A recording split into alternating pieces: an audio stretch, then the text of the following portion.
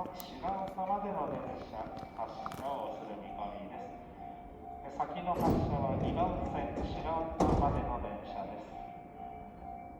1番線は後の発車となります。先の発車2番線の白岡までの電車、まもなくの発車です。なおこの電車で白岡まで行かれましても、その先の運転はございません。ご注意ください。